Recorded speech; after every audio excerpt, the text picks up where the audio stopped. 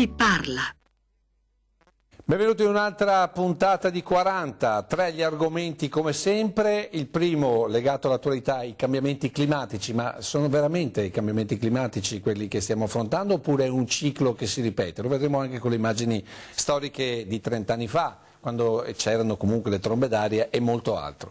Poi proseguiremo parlando di giustizia, voi avete sentito che ci sono importanti novità per quanto riguarda l'ergastolo stativo, ne parleremo con chi ha avuto a che fare per molto tempo con ergastolani. E per ultimo invece faremo il punto della situazione per quanto riguarda il tumore, il cancro, la lotta a questo flagello che ancora adesso miete veramente tante vittime. E lo faremo ricordando un professore importantissimo, Pietro Patrese, che qui proprio a Treviso fece partire la Lega Italiana per la lotta ai tumori. Tutto questo naturalmente dopo la pubblicità, però attenzione perché il primo servizio è una cosa un po' particolare che ci tocca direttamente noi di Antenna 3. Vediamolo insieme dopo la sigla.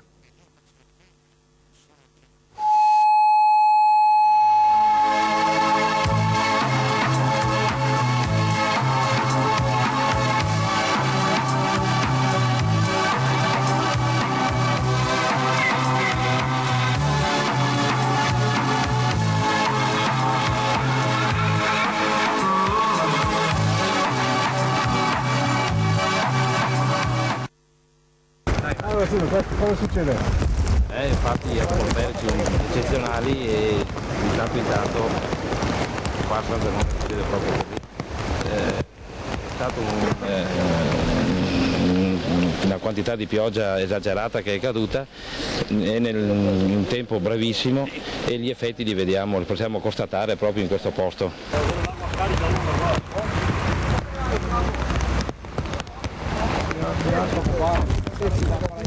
Lei cosa ha fatto? Ma i pompieri ho dovuto portarlo in cima al secondo piano. Perché chi arriva? Meno male che è paralizzato.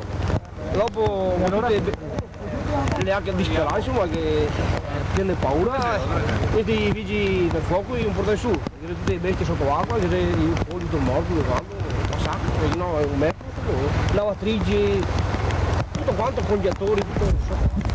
Dov'è la sua casa qua? Nel fondo? Si porta? 50 metri andiamo. Allora, nel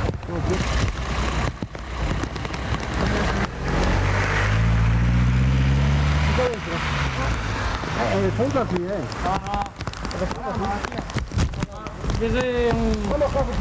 Vedete in terrazzo, ma dovete vedere al massimo. Ma guarda che Dai, quanto fonda sei? ah, più di così. Adesso sono il massimo. Tanto io sei dentro l'acqua come noi altri.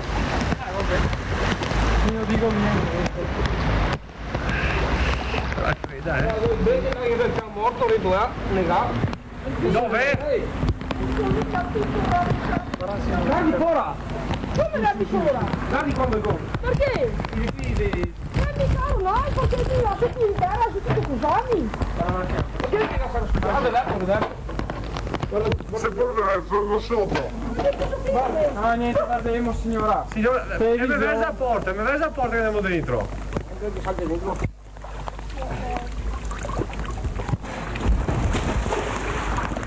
In cima del combatto che affari. Sì, già presa! No, ma se è successo ancora? Adesso? No caro. Ma anche di manco, allagamenti. Sì caro, manco, ma tanto. A tu che le persone in cucina? E che se tu era ravesai con gli attori, frighi, tutto nato. Abbiamo visto. L'ho visto. Mai così alta. No caro, no. Abbiamo tutto così, dai. Riportano dai, poi più del mondo. per fortuna guarda che gli era poi più di fuoco mi ha portato sull'uomo. Giusto? Si vogliono fare guardi a lungo, guarda. Buonasera. Wow. Ciao.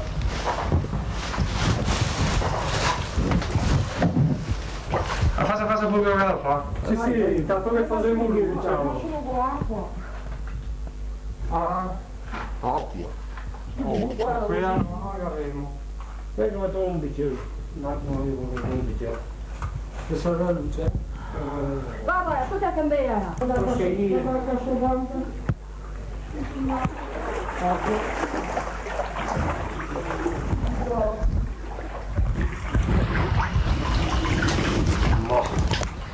Speriamo che stavolta gli venga incontro qualcosa, perché qua...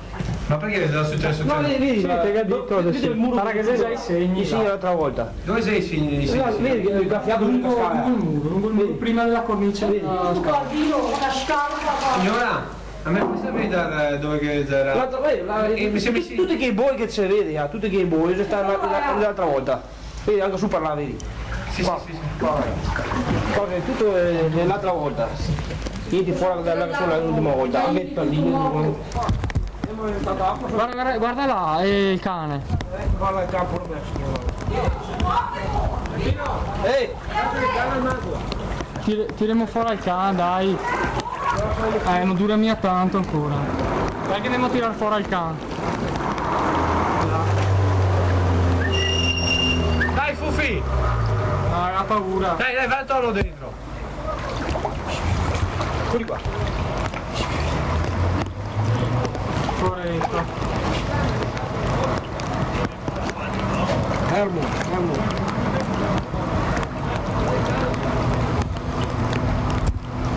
Credo che fosse morto mio. Dai, Il primo due ma io mi upano. Fuori dai. Se non si tirava fuori adesso moriva davanti domani.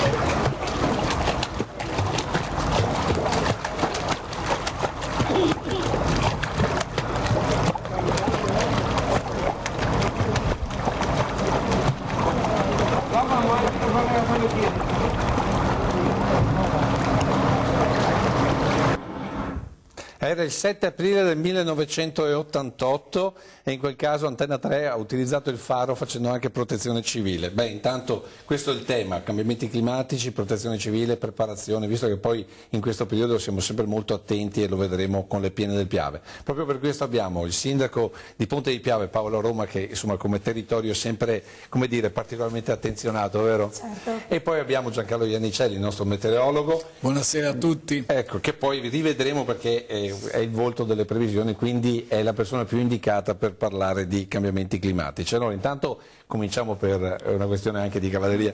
Signor Sindaco, guardando quelle immagini che non sono del suo paese, ma che sono molto simili a quello che capita soprattutto dentro la Gollena del Piave praticamente ogni anno, cosa prova?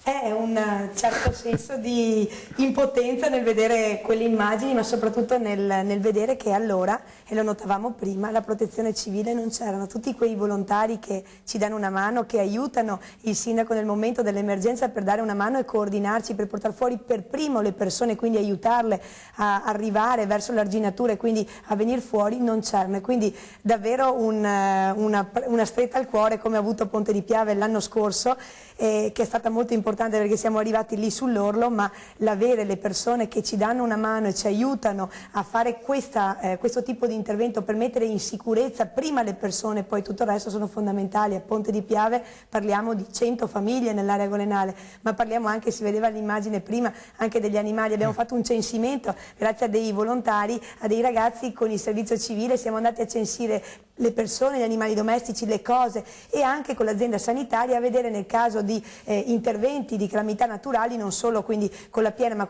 anche con altro tipo di calamità, quali soggetti per primi rispetto alle patologie devono essere portati fuori, perché davvero il sindaco sì è responsabile della protezione civile, però non è un medico e quindi deve anche sapere con quale modalità si deve porre, e quindi riguardando queste immagini davvero si commentano con quelle persone che ci danno una mano e che proprio sabato si sono anche esercitate. Esatto. Il gruppo ANA, erano in 320 di loro, della provincia di Treviso, che hanno fatto l'esercitazione con la provincia, ma anche i carabinieri in congedo che ci danno una mano, ognuno per la propria parte, per aiutare la popolazione ad affrontare l'emergenza. Quindi sono praticamente gli angeli che un po' gli amministratori hanno, proprio perché grazie a loro riusciamo ad intervenire immediatamente, e soprattutto la conoscenza conoscenza del territorio e in particolare l'area golenale, che non è proprio semplice, è fondamentale, quindi ben venga le loro esercitazioni e soprattutto anche come quella di sabato nel nostro territorio, perché ci permettono che persone anche di altri paesi vedano l'area e si mettano a contatto, diciamo, direttamente con quello che può essere il fenomeno. Allora, visto che parliamo di Piave, intanto vediamo l'inserto 16 che proprio parla del Piave in piena, anche se non propriamente dal punto di Piave,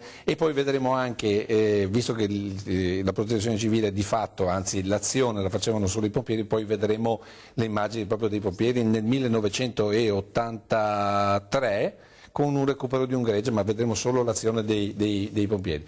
Vedendo queste immagini però, caro Iannicelli, mi tocca darle del lei perché sono 40 anni ci conosciamo. Permettimi, siamo invecchiati insieme.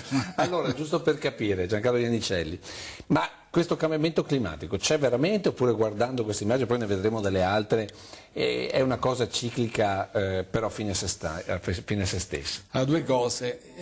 Quando si parla di tempo si parla della Terra, la Terra ha milioni di anni, quindi se si vede nei milioni di anni, giustamente bisogna ricordare che cambiamenti climatici ce ne sono stati diversi, no? Le glaciazioni, lo scioglimento dei basta vedere, insomma, le Dolomiti, c'era il mare, voglio dire, più di un cambiamento più forte di quello. Quindi l'altro giorno un confronto con un geologo giustamente diceva, ma hanno come modello veramente la Terra. Però c'è da dire che un cambiamento così veloce e quindi questa instabilità così veloce dato da dare la possibilità alla nuova vita umana, no due, una, di vedere questo cambiamento, e questo è quello che è straordinario. Cioè adesso un anziano vede chiaramente, ma anche un meno anziano, vede chiaramente che il tempo, il clima è cambiato. Ecco, questa è la straordinarietà, un cambiamento veloce. Da che dipende? Dall'inquinamento, dall'aumento dell'effetto dei gas serra.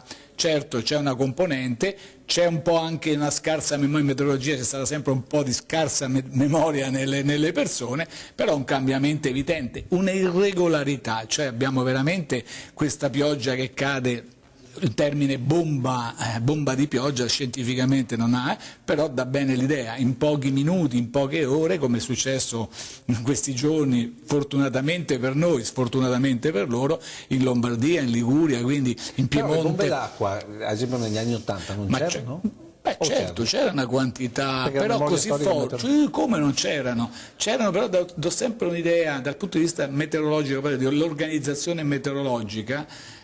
Dovevi segnalare a livello mondiale quando nelle 24 ore c'erano 50 mm, era già considerata una cosa straordinaria. Adesso ne cadono 300, 400 in poche ore, quindi questo dà l'idea di come l'irregolarità del clima sia molto più intensa. Poi, se mi permetti una cosa, si parlava della protezione civile, è bene ricordare che abbiamo fatto passi da gigante, fra qualche giorno ricorre un anno dalla straordinaria tempesta Vaia, che ha distrutto 16 milioni di alberi, e fortunatamente è vero che anche una vita umana è preziosissima, però se non ci fosse stato una scesa in campo, e questo grazie alla Regione, al Governatore, all'assessore, alla Protezione Civile, se non avessero messo in campo una task force così pronta, così forte, contro anche le critiche, diceva ma che serve? Serve se serve, se non serve va bene. E questo, credetemi, ha impedito che la stessa tempesta non provocasse centinaia, forse migliaia di morti. Credetemi, è stato il primo esempio a livello nazionale, forse internazionale, che l'azione preventiva della protezione civile ha salvato veramente tante vite umane. Allora adesso andiamo invece, abbiamo visto i pompieri in azione durante un recupero, avete visto i macchinari, adesso sicuramente, anzi adesso sono cambiati. Adesso invece vi faccio vedere, sempre nell'83, una tromba d'aria che è capitata a Resana, l'inserto numero 2. Voi avete un protocollo, diciamo, d'azione per le piene del Piave, ma se capitano cose di questo genere come agite? Se capitano cose di questo genere comunque si apre il COC e quindi diventa una cosa che viene comunque attivata dalla prefettura. È protocollato anche in caso di esempio trombe d'aria, eventi atmosferici che non siano solamente le... Sì, certamente, proprio domani abbiamo anche in prefettura l'incontro proprio per individuare le modalità operative. Abbiamo i nostri protocolli di protezione civile, il piano di protezione civile che ci dice esattamente quello che dobbiamo fare, e chiaramente gli amministratori, diciamo che è la loro Bibbia, rispetto a tutte quelle che possono essere gli eventi atmosferici, l'attivazione della prefettura e da lì poi a cascata, sulla base di quelli che sono poi i protocolli individuati, interviene poi le varie attivazioni della protezione civile. Vi trovate in prefettura perché è previsto che ci sia un'ondata di piena, dopo chiediamo le previsioni nei cieli, però no. State in allerta perché notoriamente durante questo periodo poi il Piave va in piena? No, è bene fare un punto della situazione proprio perché riprendiamo in mano tutti i protocolli, tutti i collegamenti, perché attenzione, l'Enel dà dei dati dalla traversa di Busche, successivamente dobbiamo mettere insieme tutti i dati, noi sappiamo che in 7 ore arriva a Ponte di Piave, quindi l'elaborazione corretta dei dati e l'attivazione corretta dei vari soggetti ci permette di arrivare perfettamente nell'intervento. Mi ricorrego proprio anche a questo perché in prefettura parleremo anche dei lavori che sono stati fatti grazie al commissario straordinario che è il governatore Luca Zaia. È fondamentale, diceva prima giustamente il generale Ieni, c'è il lavoro fatto in prevenzione dalla Regione Veneto e siamo testimonianza perché anche i lavori fatti per la pulizia del corso arginale, per quanto riguarda l'asporto del materiale litoide e gli interventi di taglio dentro il fiume Piave sono stati fondamentali per riuscire, tra virgolette, a far defluire l'acqua. Ponte di Piave lo sa benissimo perché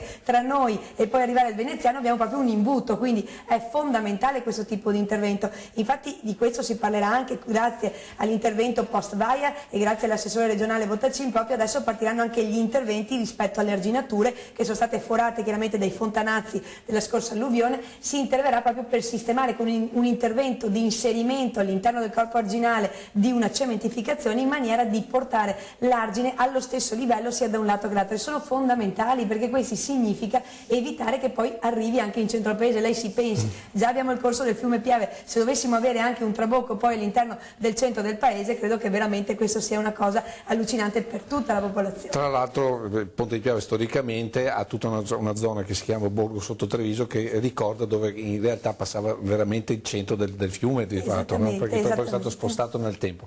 Però sì, volevo tornare un giustamente, attimo. un appunto Lucio, giustamente hai parlato di tromba d'aria, i cambiamenti ci sono, si parlava di tromba d'aria, la famiglia delle trombe d'aria, diciamo a seconda dell'intensità. Una volta si è parlato per anni, forse per decenni, per secoli di tromba d'aria, adesso si parla di tornado, ma non basta perché nella tempesta Vaia si parla addirittura di uragano, è impensabile allora, che un uragano potesse succedere alle nostre latitudini, sulle Alpi addirittura, quindi per dire, ecco questi cambiamenti. Rivediamo un attimo le immagini invece di Resana, perché mi ha colpito il fatto che la tromba d'aria, come viene descritta, di Resana abbia comunque spezzato, non so se avete visto, addirittura i pali in cemento delle vigne, vuol dire che insomma è parecchio forte. Qui sì. Siamo nell'83, poi ricordiamo più avanti nel tempo, ad esempio Valla di Riese. C'è una ciclicità, ad esempio d'estate le trombe d'aria in questo periodo dell'anno, la piena del Piave? E qui dobbiamo tornare al discorso. Quando succedevano, quando c'erano le trombe d'aria, d'estate, quando tanto caldo, quindi energia sospesa, ma ecco è tutto sconvolto, perché questo è un dato di fatto, al di là del cambiamento del clima. La tempesta Vaia l'abbiamo avuta a fine ottobre, quando è freddino, già quasi c'è la neve, insomma. Quindi ecco che fenomeni che una volta erano relegati a un determinato periodo dell'anno, adesso l'acqua alta a Venezia, che avveniva in autunno, in inverno, ma prima proprio dell'inverno forte, in magari tot episodi, adesso avviene quasi tutto l'anno, anzi adesso c'è un po' di calma fortunatamente, avviene quasi tutto l'anno e con una frequenza molto forte e con livelli molto alti. Quindi non possiamo più dire che ci sia una ciclicità, non si può neanche prevedere. No, ma ciclicità c'è, nel senso, però non è lo sconvolgimento. Le piogge che una volta erano pericolose in questo periodo erano quelle, non la bomba d'acqua, i 2 giorni di pioggia continua, quindi le piogge cosiddette autunnali, e quindi adesso pure in questo periodo arriva la bomba d'acqua, mentre l'estate erano quelle pericolose perché in poco tempo cadeva una quantità di acqua, e quindi questo tutti i segnali, ma più che segnali, sono fatti evidenti che qualcosa è cambiata. È ciclica, sì, ma nei 2 milioni di anni, nei milioni di anni della Terra. Proprio perché parliamo di acqua, vediamo la differenza tra una bomba d'acqua e una settimana di pioggia. Qui siamo invece, l'insetto numero 3, è un incrocio che qualcuno non riconoscerà, ma in realtà è un incrocio tra sostanzialmente la strada ovest e via del Galletto. Qui siamo in centro sostanzialmente a Treviso, guardate un po' cosa è capitato nell'83. È impensabile, questa è via del Galletto e anche qui ad esempio non c'è protezione civile, ma sono i vigili urbani che stanno cercando di portare fuori le auto. Guardate quanta acqua c'è e siamo in centro Treviso, 1983. Che mese era questo? Qui siamo e non è segnato negli archivi. Penso che sia invernale. Però. Ecco. Cosa è cambiato? Cioè, ad esempio qui hai più giorni, pioggia e poi magari un'intensità. Se non sbaglio questo è dicembre dell'83, ci furono tanta pioggia in un mese, quasi 200 mm, quindi per dar bene l'idea 200 litri di acqua su ogni metro quadro di terreno. Ecco, e qui la cosa andò avanti per un certo periodo di tempo, mentre quando arrivano le bombe d'acqua adesso è una cosa intensa, si carica molto il terreno e però poi si scarica anche velocemente. Quando, scusa, mi sono distratto a vedere totalmente interessanti le... Sì, anche perché sono immagini uniche. Certo, guardate, certo, poi guardate la signora veramente sembrano veramente del dopoguerra. Sì, ma poi guardate i vigili. Sì, I vigili che si danno da fare. Dimenticavamo di dire, ma i vigili e tutto il personale comunale sono certo. unità di protezione civile, Certo, quindi certo. intervengono immediatamente, anche perché ognuno per la propria competenza, dall'ufficio tecnico al demografico che chiama le persone, sono fondamentali, quindi davvero almeno questo ritorna, cioè Sì, i dipendenti sono certo, sempre, perché che vengono tante volte. Poi... ma voglio dire, la protezione civile che è allertata anche nell'ultimo caso purtroppo della tempesta che abbiamo avuto, e poi hanno messo in modo, poi sono tutte le forze armate, tutte che hanno partecipato, compreso soprattutto anche il personale comunale, provinciale e quant'altro. Ecco, questo è giusto per intenderci, è via Santa Bona, cioè che porta al Galletto, è irriconoscibile.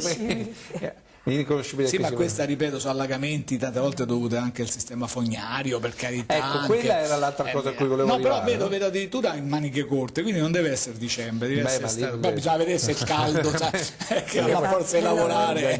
Cioè uno che è in disperazione perché gli è arrivato dentro l'acqua. Poi però magari dicembre è caldo, poi se piove fa caldo. Quindi. Ecco Sindaco, ma noi siamo preparati, diciamo così, per questo cambiamento climatico con le infrastrutture nostre, o ci stiamo modificando, o forse un po' in ritardo? Guardi, stiamo anche cercando di fare veramente squadra anche con gli enti ma anche con i comuni, e qua porto l'esempio proprio del piano delle acque, che è fondamentale. Se io intervengo a Cima d'Olmo per esempio con un'idrovora che va a darmi degli effetti nei comuni, chiaramente scendendo in giù di Ormelle, Ponte di Piave e via via, è necessario che noi sappiamo e siamo coordinati per sapere che tipo di interventi i nostri comuni limitrofi fanno, perché altrimenti anche quello va previsto rispetto a una rete che, dobbiamo dire, ha una serie di interlocutori, dal genio civile al consorzio di bonifica agli stessi comuni, che poi devono intervenire con dei benedetti lavori, in generale non si dice sempre, di pulizia dei fossi, di asporto del materiale, e in questo abbiamo bisogno veramente dei cittadini, perché in tanti casi anche quando vai a fare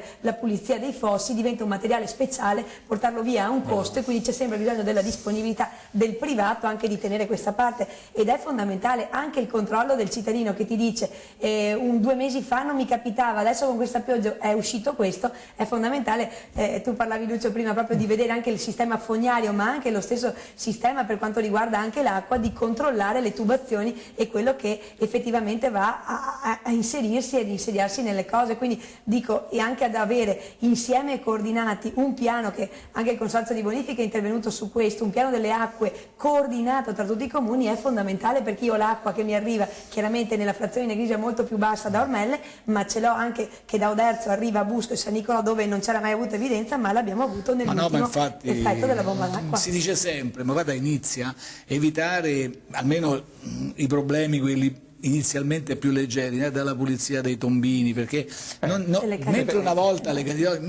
volta si poteva distrarre, con questa instabilità non è possibile, e tener puliti. E poi io ricordo, mi fai ricordare, ormai siamo al ritorno,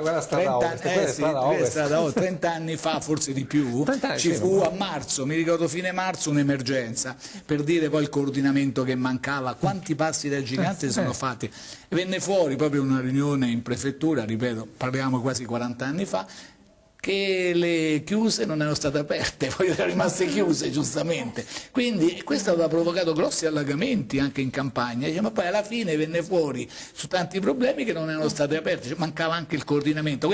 Poi, quindi tutte le tenere veramente puliti i sistemi di smaltimento, perché? Perché quelli sono stati fatti su progettazione, su dati che richiamavano una storia meteorologica di tanti anni fa. Io dico sempre, attenzione, nelle nuove progettazioni non tenete... andate a vedere i nuovi dati perché sono cambiati tantissimi, quindi i parametri sono diversi, non puoi far riferimento ancora a dei parametri quando le bombe d'acqua non c'erano, quindi quella quantità di pioggia non cadeva in così pochi minuti, quindi non si riesce a smaltire, c'è proprio un ritorno della fogna, no? Perché i grossi allagamenti poi sono dovuti proprio la fogna che invece di assorbire le spinge e manda fuori, quindi questo poi nelle strutture un po' più...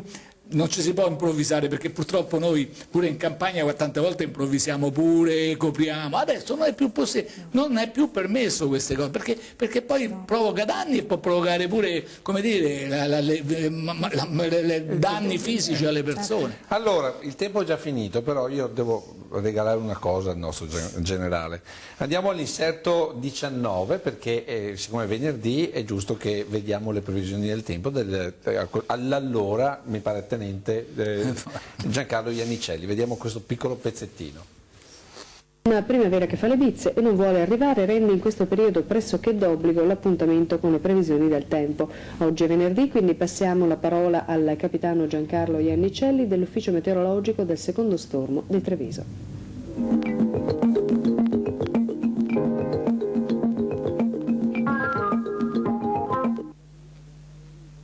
Buonasera, purtroppo anche questa settimana siamo stati interessati da una configurazione negativa e una configurazione barica negativa che ha favorito condizioni di tempo perturbato su gran parte della nostra zona. Abbiamo avuto precipitazioni estese, localmente anche intense. Un solo dato, negli ultimi 5 giorni sono caduti 64 mm di pioggia, che è poco meno della quantità di pioggia che normalmente cade sulla nostra provincia in tutto il mese di maggio. Ma andiamo ora sulla cartina del tempo prevista per domani e vediamo dei piccoli cambiamenti. Ecco, adesso noi abbassiamo naturalmente. Allora, Giancarlo Iannicelli, commentiamo queste immagini 40 anni dopo. Le cartine. Quelle sono carte, no? Sono sempre importanti, hanno sempre molto, da lì nasce la meteorologia, quindi sono fotografie fatte dal suolo fino alle quote alte. Sì, poi, ma quello che mi piace ricordare, non si è vista alle previsioni che tu poi partecipavi in prima persona, cioè adesso col computer si fa tutto, col normografo segnavamo il sole, con la moneta facevamo il sole, era già una cosa avanzata, per dire come è cambiato tutto. Noi abbiamo assistito a un progresso tecnologico anche in questo campo straordinario, questa pure è una rivoluzione, no? Non tutte le generazioni hanno visto questi sviluppi così forti. Allora, Sindaco, lei quando il capitano Iannicelli faceva le previsioni aveva la bellezza di 5 anni. No, ma non era manco nata. No, sì. Ma in questo caso, ma non era quando abbiamo iniziato. Mamma mia.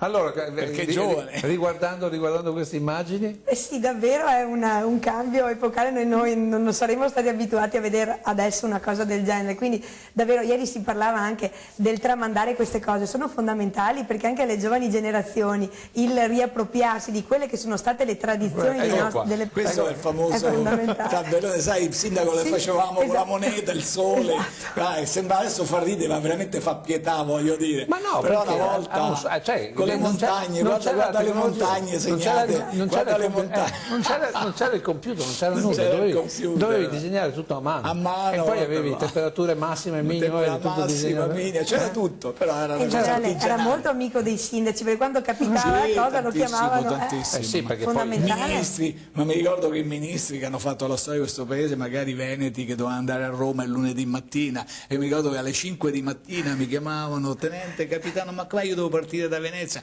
per andare a Roma in Parlamento, ma ministri, cioè veramente di Vicenza, dei famosi Bernini e quant'altro, che erano preoccupati, quindi c'era veramente questo rapporto.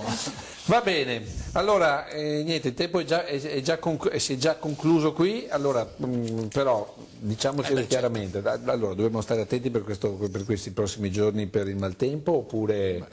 No, posso rassicurare, ecco, il sindaco che niente, adesso fortunatamente dicevo questa ondata di brutto, di maltempo ovviamente forte ha interessato il nord-ovest, quindi non la nostra regione, è passato qualcosa proprio nelle ore scorse, ma adesso si ristabilizza.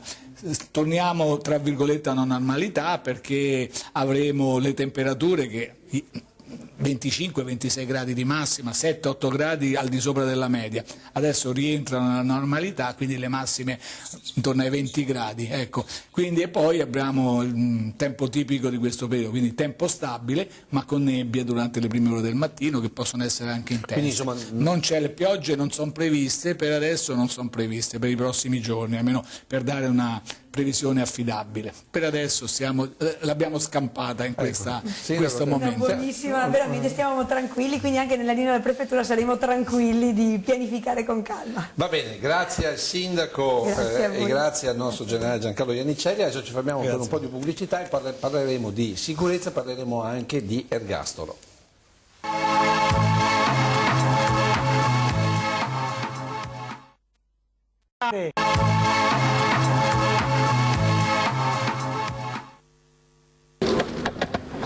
Oh, brigadier! Brigadier! Guarda che ci arrivo pure là! Vediamo se gli agenti di custodia, cosa succedeva? Pestavo, arrivavano altri 10, venivo pestato, mi mettevano in cella di isolamento. Mentre così adesso mi vedete tutti quanti, già, questi qua, me ne sono fatti, Guarda che buono, si vede, si vede, sono tutti. Se ne vede, prenditi con la telecamera, ce n'ho di colpi, e poi tirano sui coglioni, così non ti fanno neanche male, non si vede cioè, ma male te le fanno, puttana merda.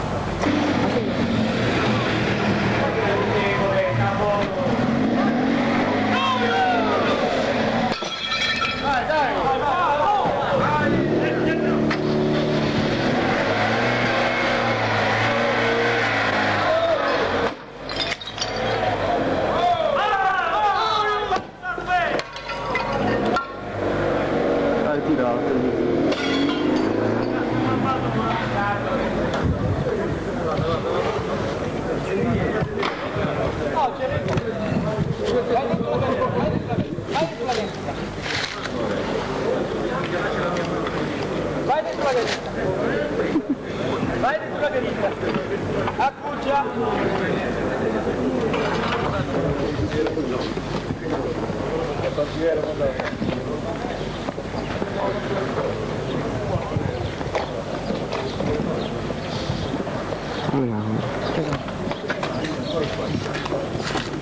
Io Leandro, ti sei rimesso. No, ma cosa vede?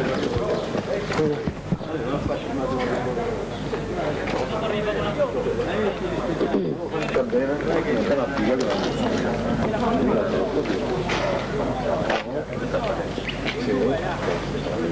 Mi sembra adesso sotto quel cappotto. Intanto di quando venite qua. Intanto di quando non si sente una bella. Quanti siete? Fuori, qua dentro là. Non ci capisco. Fuori per fortuna. Fuori per fortuna. Queste settimane dello fanno, tutti si accomodano dentro. Per fortuna. State di là, come vuoi. Tanti là sono arrivati,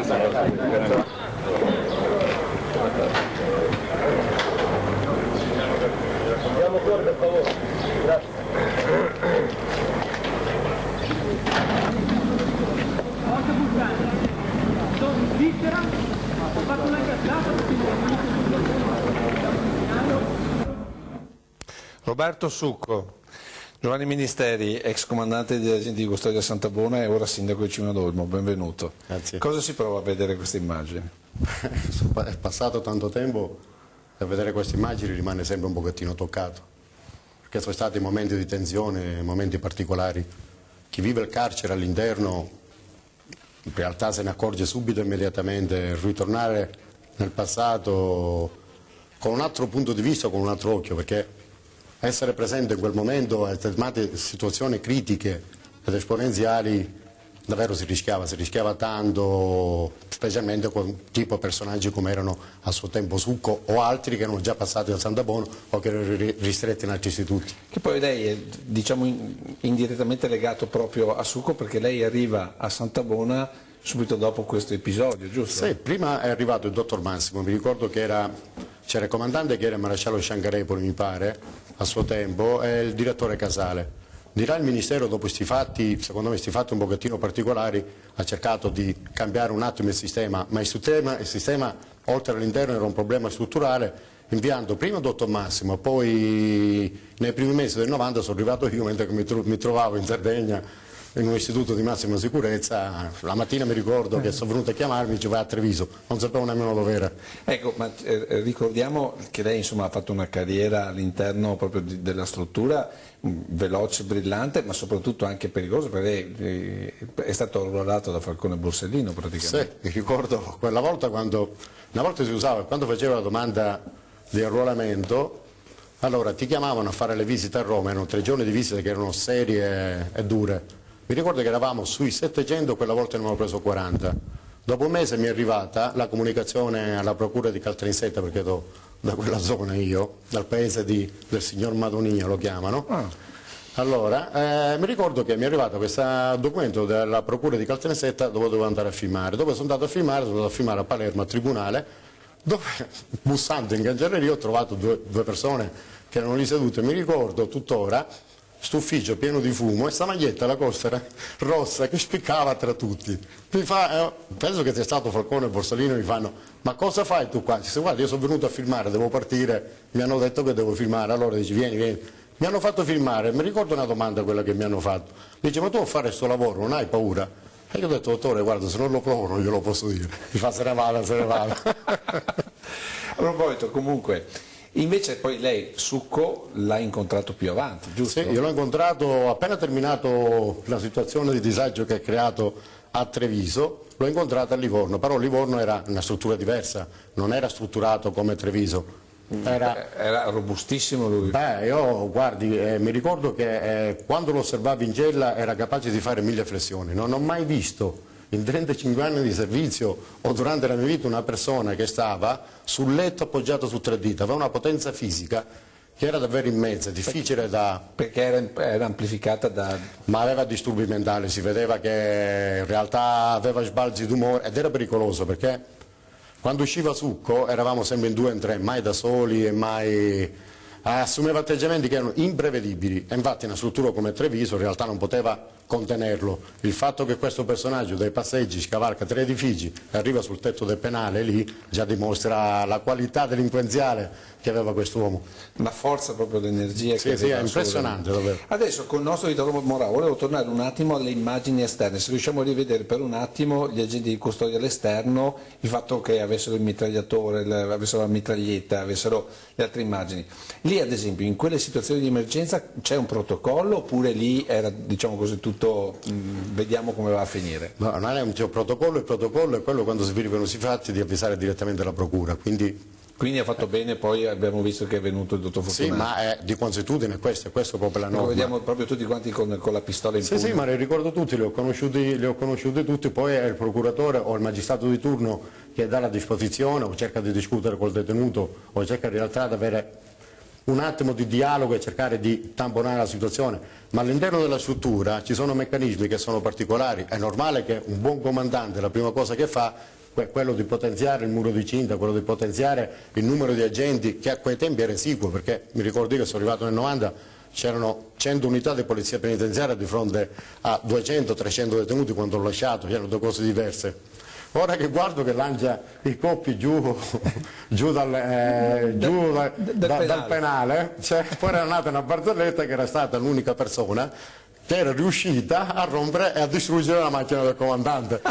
Poi dal fatto di tensione si passa allo scherzo, ma sono momenti particolari. Senta, ma una situazione di questo genere poi ad esempio per un comandante della struttura e per i vertici è altamente penalizzante. È altamente penalizzante perché si dà l'impressione, che a volte non è così, si dà l'impressione che in realtà la struttura ti sia scappata di mano, non riesci a contenere, non riesci a correggere, non riesci a tenere una struttura penitenziaria che è già importante e giustamente sono fattori che ti porti per tutta la vita. Un'evasione, una situazione esogenea sono sempre strascichi che rimangono nella mente del personale, ma anche del direttore, del comandante, non ce lo dimentichiamo mai, perché nessuno vuole creare problemi, nessuno a livello di sicurezza vuole dare problemi all'esterno, perché quando succedono questi fattori... Ecco qua che arriva Sì, ma riconosce tutto, c'è il procuratore, il brigadiere Spera, Restaino, Saladino, Piroddi, il maresciallo Sciangalepole, sì, li ho conosciuti... Che non ho dentro, poi c'è Zonno, ecco, qui sì. Poi ci sono tutti gli agenti, tutti Sì, gli agenti armati, in pugno, sì, sì. Quello è Restaino, con l'81 che poi ce l'hanno cambiata, ci hanno dato la 92. Sì? Sì, poi hanno cominciato a capire che la polizia penitenziaria a quei tempi, prima della riforma del 90, che erano agenti di custodia, in realtà avevano un compito un pochettino anche diverso da quello costituzionalistico, perché si è sempre pensato al carcere quello come il contenitore di tenere determinate persone che creano problemi alla società. Ecco, appunto per quello noi l'abbiamo convocata perché di questi giorni, proprio di queste ore, il fatto che la Corte Costituzionale ha detto che non si può applicare il carcere ostativo. Secondo lei? Beh, io da quando mi sono rollato vi posso dire una cosa, io lo dico con sincerità, poi non voglio entrare nel merito, anche se a mio livello personale dico che è sbagliato, io lo dico bello chiaro. Io mi sono rollato quando c'era l'articolo 90. Che detto per chi non è del mestiere? Perché non è del mestiere, nessuno fiatava, tutti camminavano e avevi carta bianca su tutto. Poi ci hanno tolto l'articolo 90, hanno messo il 41. Oggi, il famoso 41 bis. Oggi nel 2019 si dice che il carcere ostativo non serve.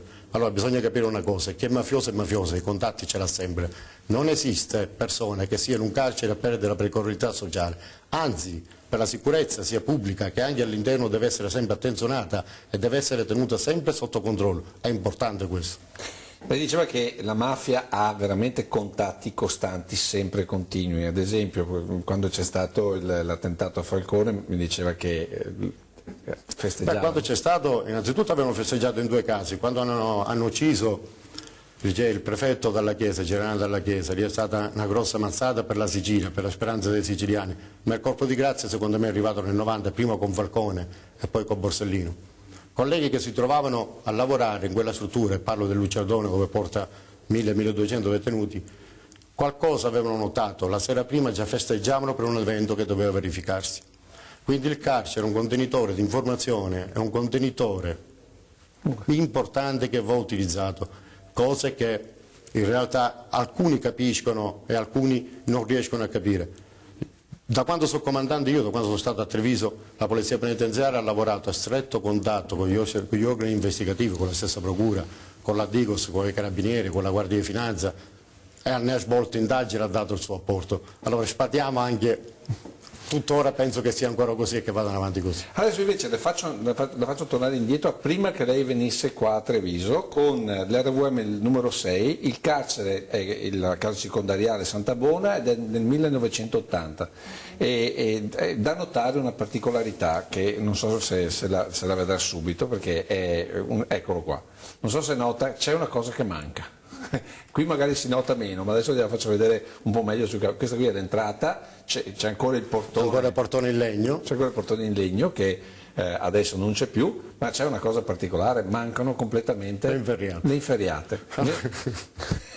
No, ma il controsenso di tutta questa storia, guardi, l'evoluzione dei penitenziari ha avuto come due fasi importanti. Quello del generale della Chiesa che ha progettato strutture penitenziarie pesanti e quindi capaci di contenere determinati personaggi, ma anche con l'avvento del consigliere Nicolò Amato, che è stato uno dei migliori direttori generali che ha avuto il Ministero della Giustizia, ha cambiato anche l'idea del carcere completamente, perché come si fa a pensare di mandare detenuti del calibro di Prospero Garinari, brigatisti, camorristi a Treviso o in un carcere che non c'è nemmeno l'inverriate, ma voi non sapete nemmeno che all'interno non solo l'inverriate, ma le porte dove c'erano le camere detentive dei detenuti erano in legno. Cioè un detenuto con un calcio la tirava giù e il personale all'interno di quel carcere si trovava da solo a combattere con 40 detenuti. Cioè grazie a Massimo, grazie a determinatamente un pochettino aperta e Quindi cambiato. quello che noi vediamo negli anni 80 è un carcere senza inferiate e con le porte in legno, c'è un controsenso. Ma infatti nel 72-78, non mi ricordo questa data, da Treviso scapparono brigatissimi, 8 persone, compreso Prospero Gallinari, assurdo. Senta, allora velocemente andiamo all'inserto 7 sempre con il nostro Vittorio Morao, perché così invece vi faccio vedere 3 anni dopo, quindi poi quando cominciano, diciamo così, a muoversi le cose, già cominciamo a vedere le inferiate all'esterno. Eccole qua. Già comincia a cambiare un po', diciamo, la fisionomia della casa circondariale. La domanda che, mentre noi vediamo queste immagini, è: ma è una struttura sicura? Sì, allora ora è sicura. C'è ancora però il portone. No, il portone ora... No, questo qui è quello il portone di legno, però ci sono già, avevano appena probabilmente costruite le... Sì, ma si vede... Scusate l'immagine, ma ripeto, sono... Allora, purtroppo in una struttura penitenziaria che cos'è che succede? Ed è sempre stato così per consuetudine. Così che riesce a capire perché. Quando devono variare qualcosa, devono migliorare qualcosa, prima deve succedere un fatto. Quando succedono i fatti, poi si capiscono dove sono i limiti e le doglianze. Allora, lì hanno capito che in realtà dovevano mettere l'inferiato, dovevano cambiare completamente la struttura interna. Ma c'era una cosa importante che nessuno aveva mai pensato, che il sottotetto era fatto in vimini. Cioè un detenuto era capace di scavare quei vimini, arrivare sul tetto, poi si sono resi conto che era meglio farlo in cemento armato. Cioè il controsenso in una struttura penitenziaria sta proprio lì, cioè parametro di sicurezza zero. Ecco perché si era portato ad avere questi eventi critici e a queste circostanze. Adesso le faccio vedere l'ultimo insetto, poi parliamo della sua altra vita, quella da sindaco. Le faccio vedere l'RVM numero 8 velocemente, un altro carcere, è la casa circondariale di Padova. 1980, questa adesso non c'è più perché adesso c'è 2 palazzi, ma ecco, questo invece è l'altro carcere, il carcere di Padova. In questo caso anche qui mi pare di capire che poi ha deciso di cambiare tutto quanto perché la struttura era quella che era. Sì, già migliore però di Treviso sì. Sì? Migliore di Treviso sì. Perché? Ci sono altri parametri di sicurezza che sono diversi e quindi si vede che era una struttura che in realtà era capace pure di ospitare anche tipologie di reato come quella che è condannata alla reclusione, perché ricordiamoci una cosa, che a Treviso sono 2 carceri insieme, un'ala è dedicata come casa circondariale e un'altra ala è dedicata come reclusione e di là sono passati i peggiori della reclusione. Lei si ricorda che nel 90 proprio a Treviso si sono pentiti Scarandino, che erano quelli che avevano in realtà la manovalanza che aveva attentato sia a Falcone che a Borsellino. Ecco, quindi ne scopriamo sempre con Giovanni Ministeri. Allora, adesso cambiamo, diciamo, ma uno come lei, insomma, che è arrivato al top della gestione, tra l'altro mi raccontava prima che quando gli hanno detto, quando è arrivato qua a Treviso, ha detto: io che vengo da situazioni terrificanti, arrivo qui, ma perché mi hanno mandato qua? Com'è stata la prima sensazione quando è arrivato qua a Treviso? La sensazione venendo da una struttura che era abbastanza pesante, dove in realtà gestivi mafiosi, camorristi, NAR, Brigate Rosse. Io mi ricordo che venivo da Livorno dove avevamo tirato fuori da Portazzurro, mi ricordo ancora i nomi, c'erano tutti i nomi, mi ricordo tutti i nomi, tutti dei colleghi dei detenuti, tutti, Rossi, Capai, che avevano sequestrato personale quel giorno.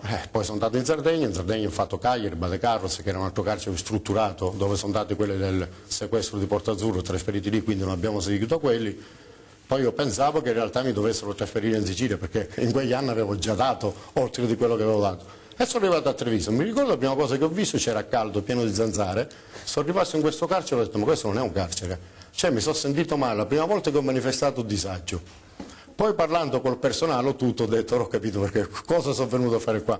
Ma il problema mio è stato la relazione che ho avuto con gli altri graduati, perché io quando sono arrivato a Treviso avevo 24 anni. Ero un sottufficiale, ero, posso dire, il più giovane di tutta Italia a rivestire quel grado. Quando sono entrato ho capito che non è che mi chiamavo Ministeri, che ero un brigadiere mandato dal Ministero. Allora lì c'è stata un po' di problematica gestionale. Poi l'indomani mattina sono reso conto che ero un brigadiere, ma in realtà sono stato sempre un pochettino amato tanto, ma anche a volte è stata dura combattere lì dentro, portare d'accordo il personale. È stata una bella battaglia, però sì, mi pare che poi è una battaglia vinta, insomma, perché il calcio poi... Sì, perché come diceva Massimo, ha sempre detto, un giorno mi ricordo, mi chiamò in ufficio, mi fa: guarda che tu sei un sottufficiale, non c'è niente con la truppa. Io ho detto: se non c'ho la truppa non posso fare sottufficiale, ma sempre ad avere il grado di brigadiere, gli ho detto. Mi tirò fuori dall'ufficio e mi diceva sempre che io ero un comandante ai tempi di guerra. E io gli dicevo sempre che i comandanti, sì, c'è la guerra, risolve il problema della guerra, ma quando c'è la pace ti devi preparare per la prossima guerra. Era sempre, poi era una situazione un po' particolare di tensioni, davvero si è combattuto tanto. L'unico rammarico, per vedere pure queste immagini, davvero quel personale che soffrivamo tutti i giorni. Io sono stato sempre in prima linea, e sfido chiunque a dire l'incontrario, in prima linea perché ero il primo a partire e il personale di dietro. Era quello sempre il messaggio che mandavo, il comandante è sempre davanti. Senta, ma fa la stessa cosa adesso che il sindaco di Cimadolmo? Allora, fare il sindaco di Cimadolmo mi sembra di aver subito la stessa... Allora, intanto vediamo, chiedo scusa, intanto le faccio vedere le immagini di Cimadolmo.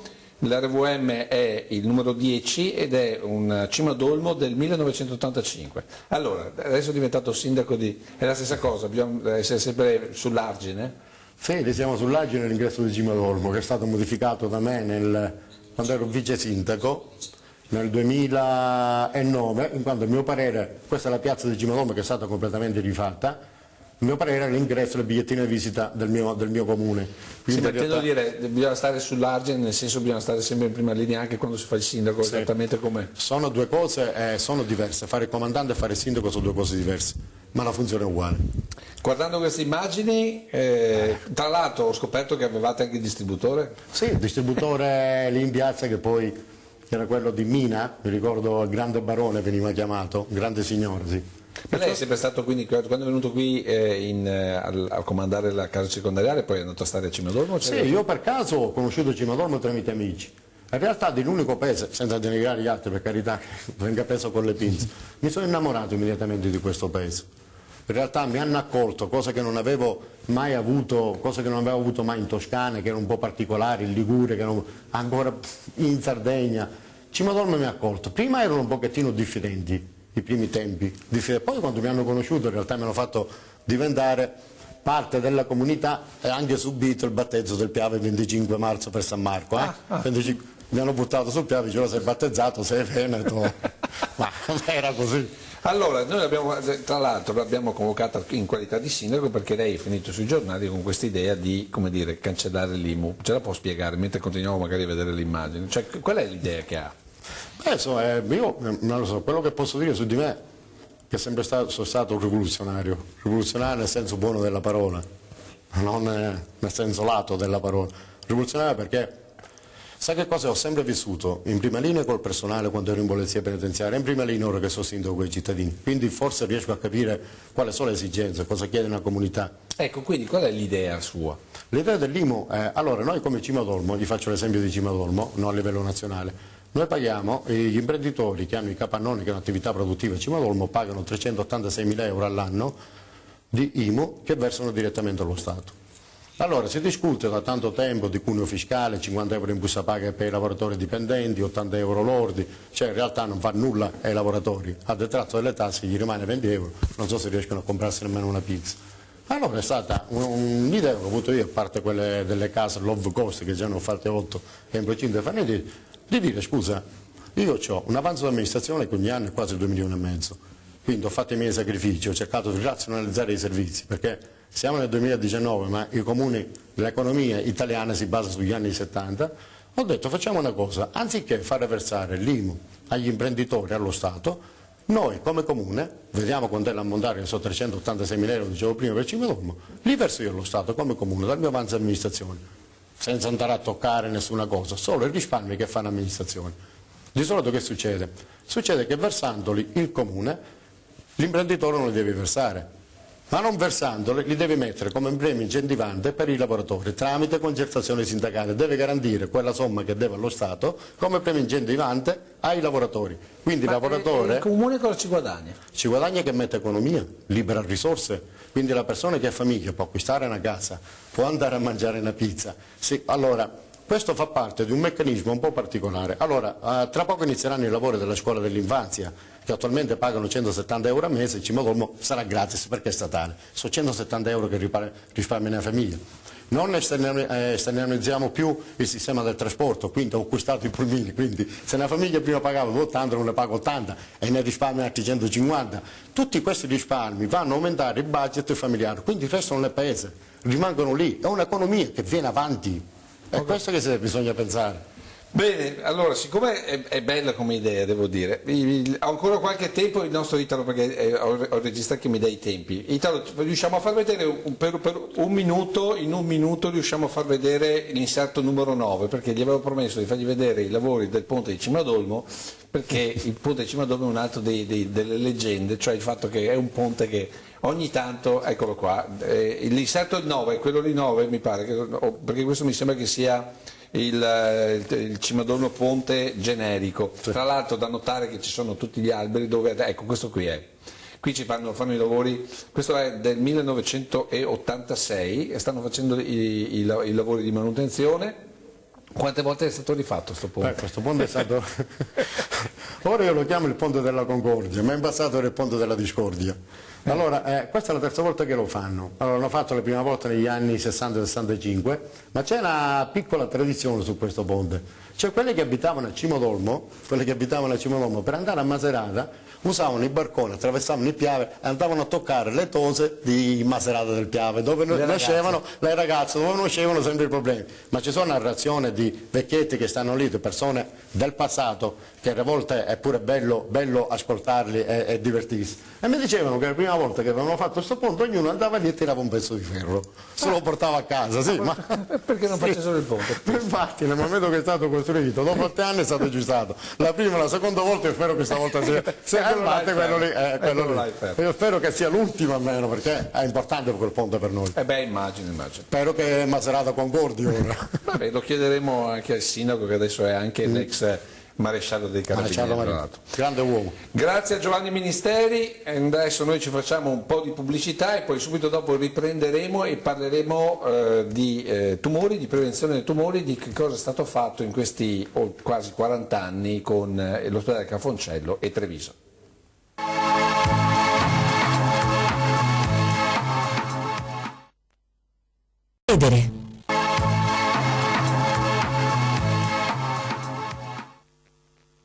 È il dottor Alessandro Gava, 36 anni, specialista in radioterapia oncologica, lo vedete, il nuovo presidente della sezione trevigiana della Lega Italiana per la lotta contro i tumori. Ad un anno dalla scomparsa dell'ex presidente Pietro Patrese, il Consiglio della Lega lo ha designato come il suo più rappresentativo successore. Il programma di Gava prevede per quest'anno una sempre più reale presenza tra la gente trevigiana. Alla vicepresidenza è stata invece riconfermata la professoressa Maria Teresa Villanova. Alessandro Gava 1991, Alessandro Gava 2019, benvenuto. Che cosa prova a vedersi? Sì, grazie Lucio per questa fotografia. Vabbè, quella che ci hanno consegnato quel tempo. Non avevamo ancora un ufficio comunicazione. Era il 13 novembre del 91 e Alessandro Gava prendeva il posto, diciamo, nella presidenza di Pietro Patrese, il professor Patrese, compianto e soprattutto fondatore della Lega Italiana Tumori. Patrese è stato il mio maestro in radioterapia, io mi sono formato come radioterapista alla sua scuola ed è stato anche quello che ha fondato la LILT proprio nel 1978. Io ero appena entrato nel reparto per fare la tesi di medicina e lui mi volle nel consiglio per introdurre anche un giovane che potesse parlare il linguaggio dei giovani, perché già allora era antesignano in quelle che erano le possibilità di comunicazione dell'associazione. L'ho convocata perché nei giorni scorsi si è parlato molto dello screening del tumore alla mammella, dell'attenzione, proprio della specificità del controllo dei singoli pazienti, addirittura con una sperimentazione su 2 USL della regione del Veneto, ma ne parleremo più avanti. Perché? Perché secondo me è giusto fare un po' il punto della situazione sulla lotta contro il tumore, non solo della mammella ma in genere, e i passi da gigante. Io partirei allora facendo vedere un servizio. L'inserto è il 16 per il nostro Italo Morao, che con Alberto Piovesan sono in regia. Il servizio parla di medici e tumore, 1987, vediamolo insieme. Drammaticamente anche la sfera psichica. Più di ogni altro paziente, il malato di cancro deve essere seguito sotto questo aspetto. I legami tra corpo e mente nella nascita e nelle conseguenze della malattia sono stati studiati a più riprese e con diversi metodi, vedi le malattie psicosomatiche. Oggi a Treviso, presso la sala congressi dell'ospedale, un gruppo di medici ha esposto la propria esperienza di lavoro psico-oncologico. Al convegno, organizzato dalla sezione di Treviso della Lega Italiana per la lotta contro i tumori e dall'USL 10, hanno preso parte tra gli altri il professor Pietro Patrese del reparto di oncologia radioterapica e la dottoressa Paola Volpato, psicologa clinica. Nel corso dei lavori sono stati toccati diversi punti, tra cui l'importante rapporto tra paziente e medico e la preparazione di quest'ultimo ad affrontare situazioni delicate come la comunicazione di una malattia con poche speranze. Il programma esposto oggi dal gruppo è iniziato nell'85.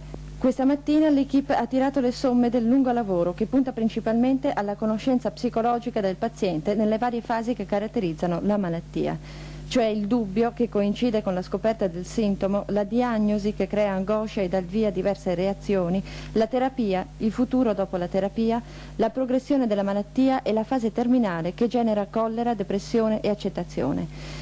È importante in queste 5 fasi che il medico sia preparato ad affrontare il paziente e non è un compito facile, visto che anche il dottore è soggetto ai cambiamenti della psiche. 1987 si parlava cioè, come affrontare questa malattia. Sono cambiati i parametri, c'è sempre la stessa difficoltà, si è riusciti a trovare una chiave di, come dire, un modo diverso per affrontare, perché c'è tanta paura per chi... Però quella è stata un'esperienza anche quella antesignana, perché nel 1986 non si parlava ancora di comunicazione della diagnosi, e questo è un lavoro che Patrese insieme alla dottoressa Volpato hanno fatto proprio sugli operatori. Allora si pensava di dare supporto solo ai pazienti, però noi abbiamo fatto questo esperimento che poi è sfociato anche in un opuscolo e anche in questo convegno, in cui abbiamo fatto un'esperienza coinvolgendo tutti gli operatori, dagli infermieri ai tecnici ai medici, per avere una modalità comunicativa collettiva, omogenea, per dare informazioni che fossero credibili ai pazienti, perché erano gli anni ancora in cui i familiari ci dicevano non dica la diagnosi, non dica la prognosi, cioè volevano risparmiare al paziente la paura della diagnosi perché era collegata alla paura di non farcela, di non guarire. Ricordiamoci che in quegli anni... Di tumore ci si vergogna? No, però in quegli anni le chance di guarigione erano intorno al 37-38% negli anni 80, adesso siamo passati tra il 55 e il 60%, quindi voi vi rendete conto che avere una diagnosi di tumore allora significava in 2/3 dei casi non farcela, quindi era una diagnosi di prognosi infausta. Allora, intanto che lei continua a parlare, faccio vedere un RVM di un incontro, sempre con il professor Patrese, lo teniamo in sottofondo, proprio legato invece alla patologia della mammella, nel 1985. La cosa che mi ha colpito in queste immagini, che sono di archivio vero e proprio, è questo incontro che fa il professor Patrese con personale, però ce n'è veramente poco di personale. Cioè l'attenzione alla patologia tumorale è diventata importante da quando? Cioè quando è che c'è stata veramente un'attenzione specifica e soprattutto quanto la LILT ha contribuito ad aumentare, a fare il focus su questo tipo di patologia? Non era facile allora parlare di tumore per i motivi che ho appena accennato. E diciamo che negli anni successivi sono partite da un lato le campagne di screening che hanno permesso di diagnosticare prima il tumore e quindi di poter offrire una terapia conservativa senza demolizione con maggiori chance di guarigione, e questo ha portato quindi le donne a cominciare a controllarsi. Il tumore alla mammella era il tumore più frequente, è aumentato nei numeri, ma sono aumentate di molto le possibilità di guarigione, e questo ha stimolato una partecipazione e un'adesione alle campagne di screening. Guardando queste immagini ha riconosciuto, a parte il professor Patrese, qualcuno... Quello accanto al professor Cataliotti, che era uno delle massime esponenti della chirurgia, che allora stava sposando la chirurgia conservativa, che era nata nel 1981 dopo il lavoro di Veronesi. Tra l'altro adesso in una delle ultime immagini si vede proprio una delle foto con una, eccola qua, la chirurgia ricostruttiva del seno. Adesso come si interviene? Quella era una chirurgia conservativa, non c'era ancora la ricostruzione, cioè si portava via solo un quadrante della mammella e già la donna all'idea di poter conservare la morfologia, la simmetria delle mammelle era un risultato notevole. Adesso questi risultati sono evoluti ulteriormente con la possibilità della chirurgia plastica o dell'oncoplastica, come la chiamano adesso, di poter restituire una forma estremamente più brillante dal punto di vista dei risultati.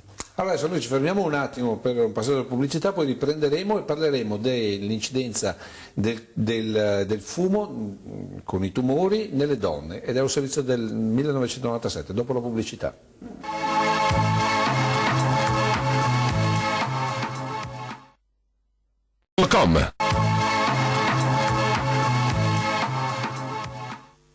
Europea contro il cancro in programma dal 9 al 15 di ottobre.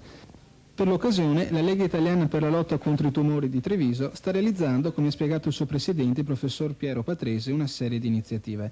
Tra queste una sorta di stage rivolto ai medici per preparare futuri animatori di gruppi di persone interessate a smettere di fumare. Di questo tipo di corsi per fumatori ne sono stati realizzati nella provincia di Treviso 6 in circa 2 anni, con lusinghieri risultati. L'obiettivo è ora quello di estenderli anche nelle altre USL della provincia. La lotta alle sigarette è insomma in piena evoluzione e già qualche successo è stato registrato. Cala infatti anche in Italia la percentuale complessiva dei fumatori, anche se si registra una curiosa tendenza. Mentre diminuiscono i fumatori maschi, aumentano le donne fumatrici, tanto che entro la fine del secolo essi supereranno gli uomini. Un sorpasso che comincia a produrre i suoi effetti anche nel campo dei tumori, dove sempre più donne sono colpite da cancro ai polmoni o alla laringe. Il fumo, insomma, è sempre meno sinonimo di libertà o di emancipazione e sempre più terribile ed implacabile strumento di morte. Allora, Presidente, professor Gava, intanto il fumo fa male, in quegli anni le sigarette non avevano ancora i pacchetti con tutte le scritte, eccetera. Qualcosa è cambiato da quegli anni?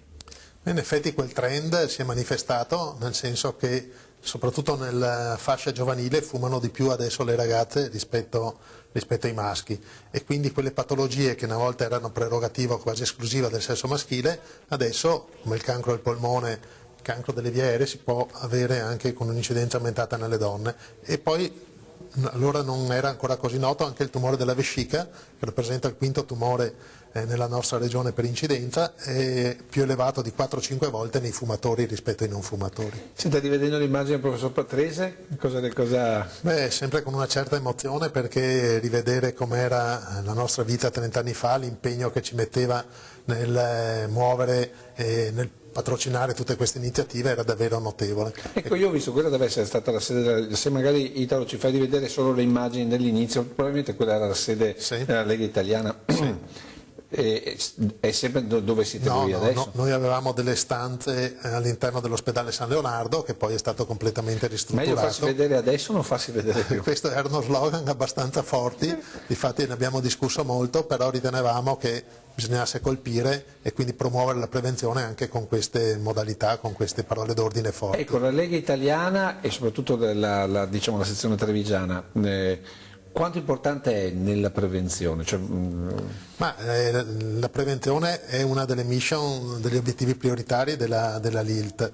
Noi ci siamo mossi proprio per promuovere quella che sono le caratteristiche di prevenzione secondaria, cioè della diagnosi precoce e quindi dell'aderire ai programmi di screening per trovare prima le neoplasie e poterle addirittura trovare delle lesioni preneoplastiche che, se asportate come nei polipi, possono prevenire l'insorgenza del tumore del colon, tumori iniziali della mammella che guariscono quasi completamente, tumori della cervice col pap test sono quasi scomparsi, ma adesso promuoviamo anche la prevenzione primaria, cioè l'adozione di corretti stili di vita, che significa non fumare, ma anche alimentarsi in modo corretto, riducendo i grassi animali, aumentando il consumo di legumi per introdurre proteine di origine vegetale, limitando gli zuccheri, le bevande gassate, che sono una fonte notevole di introduzione di zuccheri soprattutto nei bambini e determinano un'alta incidenza di obesità anche nei piccoli del nostro territorio. E poi l'attività fisica. Questi sono i pilastri fondamentali che possono permettere di stare meglio e di ridurre anche l'incidenza delle neoplasie. Senta, nei giorni scorsi, intorno al discorso della prevenzione, si è parlato molto di questa prevenzione avanzata per il tumore alla mammella. 2 sono le ULSS nel Veneto che fanno una sperimentazione avanzata, ce la può spiegare velocemente? Perché molti forse non l'hanno capita. Sì, ci siamo visti appunto nella conferenza stampa che presentava questa iniziativa, perché mentre è assodato che dai 50 ai 74 anni la mammografia periodica fatta con lo screening mammografico permette di trovare tumori in fase molto iniziale, nelle donne di età più giovane, tra i 40 e i 50 anni, non è così facile trovare delle neoplasie iniziali. Perché? Perché il seno è più denso, c'è una stimolazione ormonale, la mammografia è meno sensibile nello scovare un tumore, e quindi si sta facendo una sperimentazione in 2 ULSS della nostra regione che coinvolgeranno circa 11.000 donne per fare uno screening in qualche modo personalizzato, cioè raccogliere per ogni donna i fattori di rischio, la familiarità, eventuali mutazioni genetiche che possono essere nel 5-7% dei casi causa di una formazione di un tumore sia alla mammella che all'ovaio, e hanno uno strumento per determinare la densità del tessuto ghiandolare. In base a questo scegliere quelle che sono le armi più utili per quella donna, che possono essere sì la mammografia, ma talvolta l'ecografia oppure la risonanza magnetica, e quindi fare uno screening personalizzato, calibrato su quelle che sono le caratteristiche di rischio e di morfologia di tessuto ghiandolare della singola donna. Che passi in avanti abbiamo fatto? Cosa direbbe, professor Patrese? Questo è il primo studio uno dei primi studi che viene fatto nel mondo, quindi ci attendiamo che questi risultati possano essere poi indicativi di quella che è la pratica di condotta migliore. Io penso che Patrese, che era sempre proiettato verso il futuro, sarebbe estremamente entusiasta di vivere in un momento come questo. Senta, come Lega voi sentite che la popolazione vi è vicina? Glielo spiego, glielo chiedo, però la fermo subito perché le faccio vedere un servizio che è dell'88, se non sbaglio, è dell'Insetto 14, perché si parla di una donazione. Senta cosa diceva il professor Patrese. Microselectron è il nuovo apparecchio in dotazione all'ospedale di Cafoncello per la lotta contro i tumori.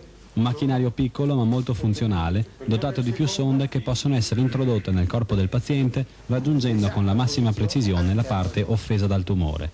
Da qui vengono emesse radiazioni fino a 10 QD, destinate alla distruzione delle cellule cancerose. L'apparecchio, costato 300 milioni, è stato acquistato dalla Lega Italiana per la lotta contro i tumori di Treviso, grazie ad una sottoscrizione popolare, ed è stato consegnato stamane all'ospedale di Treviso. La Lega Italiana per la lotta contro il tumore vive praticamente di donazioni e di beneficenza.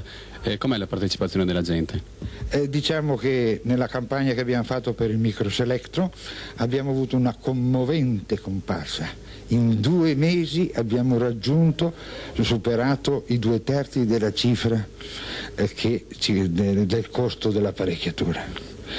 La popolazione che ha meno era quella che dava nei limiti, con commovente veramente manifestazione di fiducia. Dopo un industriale ha coperto la restante cifra. Quindi diciamo che la popolazione di Treviso, quando viene stimolata e ha obiettivi ben precisi, risponde in maniera piena. Il Microselectron è il nuovo macchinario appena acquistato, ma già si parla di nuovi progetti di acquisto. Ce ne vuole parlare? Le nostre prospettive sono legate a apparecchiature molto complesse, come ad esempio quella dell'ipertermia.